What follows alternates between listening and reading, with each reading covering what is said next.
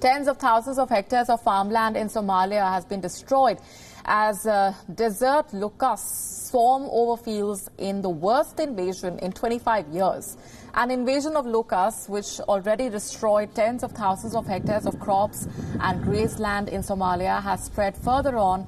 The insects have already destroyed 70,000 hectares of land in Somalia and neighboring Ethiopia, threatening food supplies in both the countries and the livelihoods of farming communities. The United Nations Food and Agriculture Organization has said that the invasion was worse than it had been predicted and is likely to spread to other nations in the Horn of Africa, including Kenya and Sudan.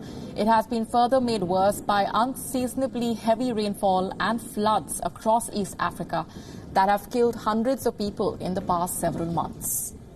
Meanwhile, farmers in Somalia call on the government and the international community to help them protect their crops and land from the invasion, which is now leaving many without food to feed their families. wadankii uu soo dhameeyay hadana beerta hadda aan ku jirno ayuu ku soo haray marka ayay waxa ka baxa beerta diir iyo qare iyo bal ma garatay beertiina hadartan uu naga degan yahay wax hadarta dii oo ay beertu ku degan wax aan ma haysano badalkii uu naga dhameeyay beerihi kale uu soo kiciyay hadda beerta aan ku dhex jirno hadii uu ku degan wax annaka noo haray ma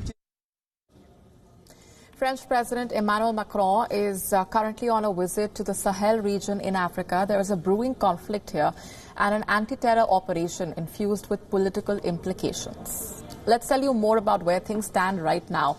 Straddling Western and Central Africa, the Sahel is quite a big region, almost as big as Europe. The United Nations found that there has been a threefold rise in terrorism in this region.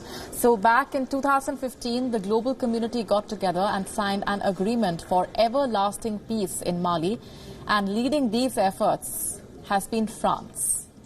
These states are represented by the Sahel G5 countries. They are Mali, Mauritania, Chad, Niger and Burkina Faso, and they are actively supported by France through the Sahel Alliance. But its close involvement has often come under criticism and drawn parallels with imperialism. Remember that countries like Mali and Ivory Coast are former French colonies. Macron, however, has rejected these accusations and reacted. J'entends ce que dit la jeunesse africaine, j'entends ce que disent les milieux d'affaires économiques africains, j'entends ce que disent aussi nos diasporas qui nous demandent de bouger sur ce sujet. Il était l'héritage, en effet, d'un système historique et il était perçu comme les vestiges d'une France-Afrique. Il faut prendre en compte aussi des éléments de perception en ces matières. Earlier today, Macron announced the neutralization of 33 terrorists in Mali. He said that the French forces had captured one terrorist and managed to release 2 Mali hostages.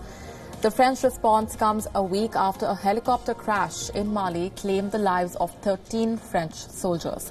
The incident occurred when 2 helicopters collided while battling against jihadist groups. It was the biggest single-day loss for the French military in 4 decades. France has also deployed American Reaper drones in their operation against jihadist groups in the Sahel region.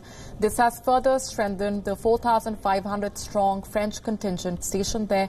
France calls this operation Barkhane.